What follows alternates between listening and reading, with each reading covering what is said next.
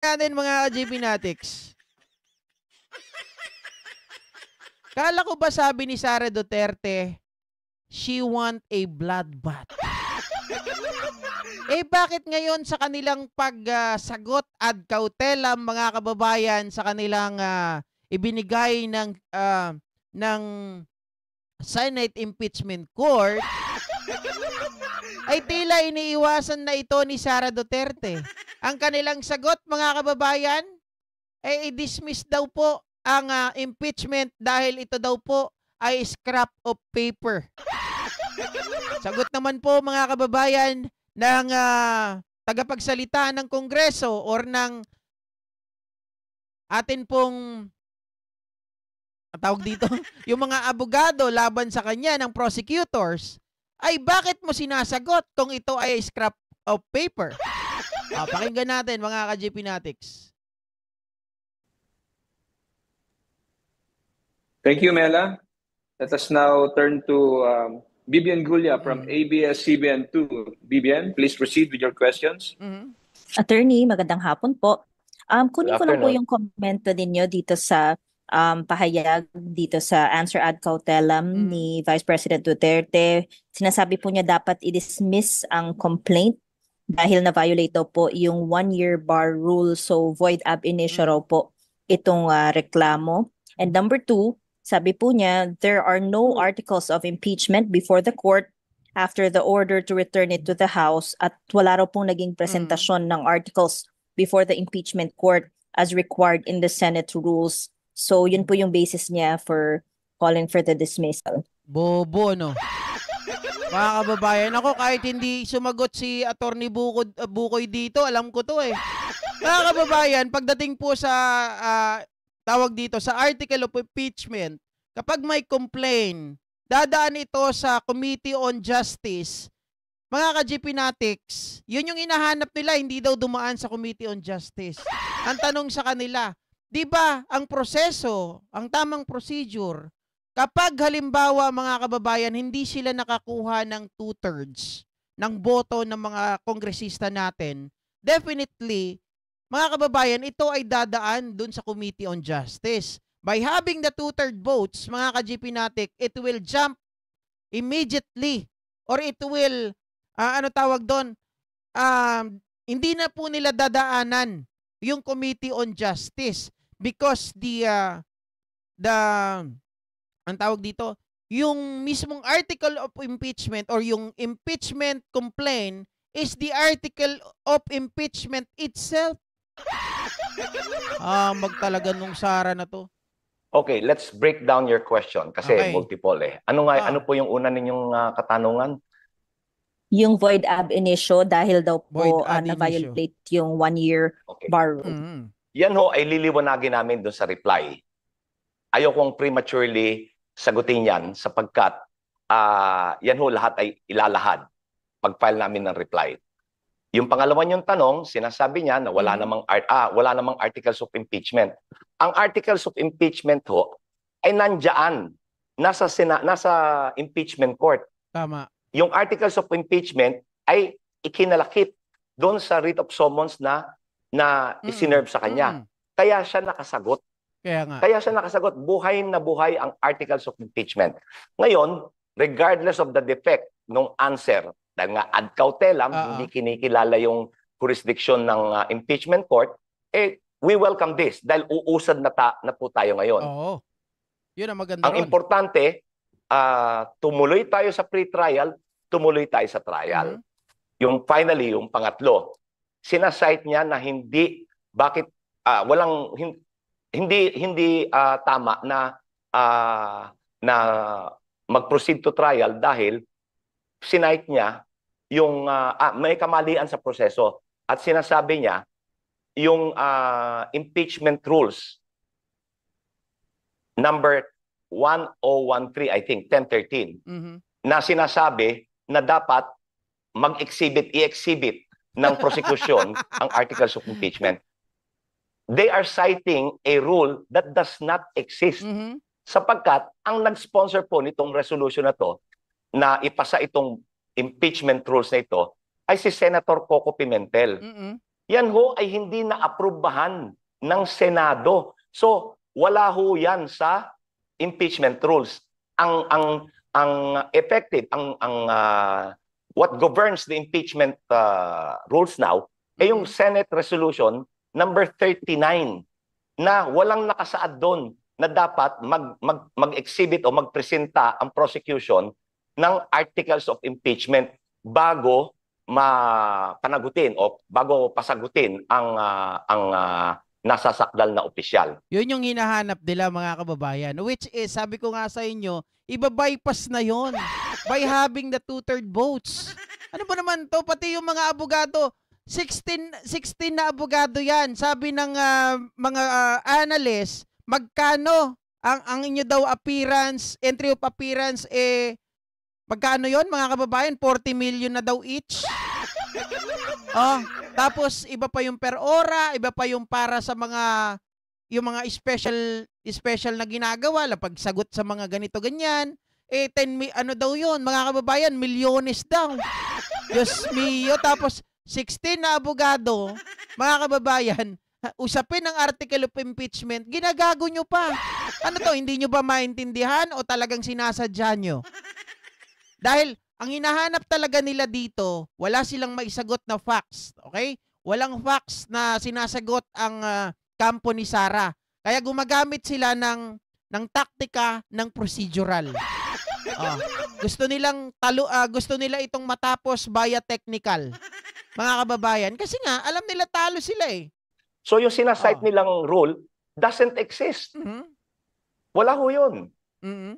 So they're citing a rule na contrary to the existing rules on impeachment na resolution number 39. Ito po yung rules of impeachment na sinunod nila nung impeachment ni former Chief Justice Corona. Sir, dun lang sa 1-year bar rule, kasi 'di ba ang nakalagay sa Constitution, if it applies doon sa mga complaints that are initiated, ano po yung definition ng initiated? Ano yung mako-consider na initiated? Okay. Under the rules po, and decided cases ng Supreme Court. Okay. Initiation happens when the impeachment complaint is endorsed to the House Committee on Justice. Hindi ho nangyari yun doon sa tatlong unang impeachment complaints Ngayon, ito pong current impeachment complaint, hindi na kinakailangan dumaan doon because nakuha na yung more than 1/3 na endorsement. Oy, GP, mali ka naman 1/3 pala. 2/3 pala na sabi ko kanina. Ano ba yan? Mali-mali ka ngayon, GP ng mga congressman. Kapag ganun po, yung articles, yung impeachment complaint becomes the articles of impeachment itself. Yun. Mga kababayan, tama-tama. Sabi ni Sara Duterte, wala, scrap of paper ito. Dapat merong 1-year ban rule or bar rule, mga kababayan. Ang sinasabi dito, yung tatlo, 'di ba? Kailangan para masabi na nagsisimula ang 1-year bar rule kapag ito ay may initiation, 'di ba? Tinanggap ito ng Committee on Justice, mga kababayan, or ito ay na-endorse. Now, yung tatlo hindi naman po na-endorse. Tama? Hindi na-endorse. Yung pang-apat po ang na-endorse. Ang problema, kung hinahanap nila, sabi nyo initiation, kailangan dadaan sa Committee on Justice. Hindi na nga po nangyari yun. Na-bypass na ang Committee on Justice because, mga kababayan, yung 1/3 votes ng mga kongresista na nag-endorse po doon sa impeachment complaint or article of impeachment. So the impeachment complaint is the article of impeachment itself. Diyos ko, hindi ko naman kailangan siguro maging sobrang napakatalino para intindihin yung bagay na to. Pero kila Sara, mga kababayan, pilit nila na hinahabol yung technicality nito. Bakit hindi dumaan sa Committee on Justice? Kung initiation ang hinahanap ninyo, kung initiative ang hinahanap ninyo, 4 sila hindi dumaan. Kaya nga, hindi dumaan yung pang-4. Yung 3 talagang hindi dumaan kasi hindi po nila inendorso. Yung pang-4, mga kababayan, hindi rin dumaan, pero inendorse yun kasi nga nakuha yung 1/3 votes. So it applies, mga kababayan, na ito ay kaagad, i-bypass yung Committee on Justice. And so hindi ho na-violate yung 1-year bar rule because yung 3 na naunang impeachment complaint hindi ho nakaabot doon sa referral to the Committee on Justice. So walang na-violate na 1-year bar rule.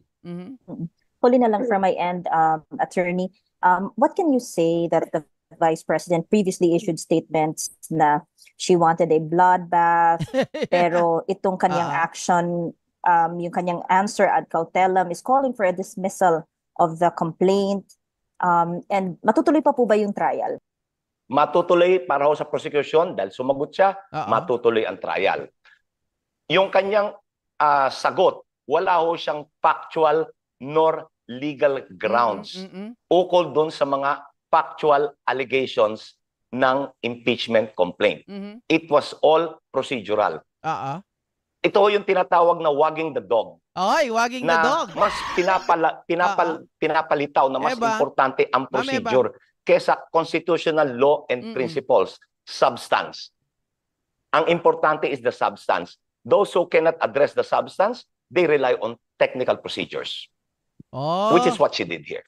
Ayun, mga kababayan, ibig sabihin nun, alam nila talaga yung kalalabasan na matatalo sila pagdating po dahil hindi nila sinasagot ito based on facts or the substance. Sinasagot nila ito, mga kababayan, yung procedural. Technicality yung hinahanap nila na ma-shortcut, na ma-dismiss na agad. Kasi they don't want to, mga kababayan, na makarating ito doon sa trial.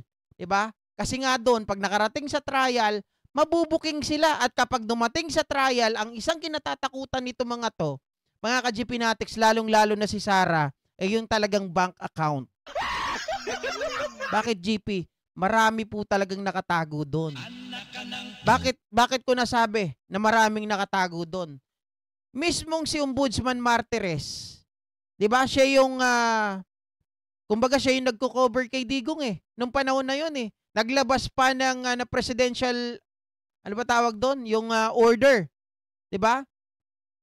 Number 3 or number 13, kung di ako nagkakamali, or number 2. Na kung saan po tinatago or yung dati na naka-public na salin ng isang public official ay bigla nilang itinago. Ang sabi nila ay baka mamaya ito na lang ang hanapin, baka ito na lang mamaya ang tingnan, hindi na kami makapagtrabaho. Sabi ko nga, wala ka namang dapat ikatakot, wala kang dapat itago kapag wala ka naman kasalanan. Kahit tingnan ng taong bayan yan, wala silang mahanap kung wala kang kamalian, kung walang irregularidad. Diba? Pero mga kababayan, bukod dyan sa saliin, may problema ata tong ito sa mga bank accounts. Diba? Ayon nga kay Trillanes.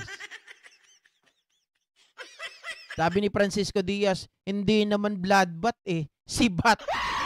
Atras kanyo, mga kababayan. Diba?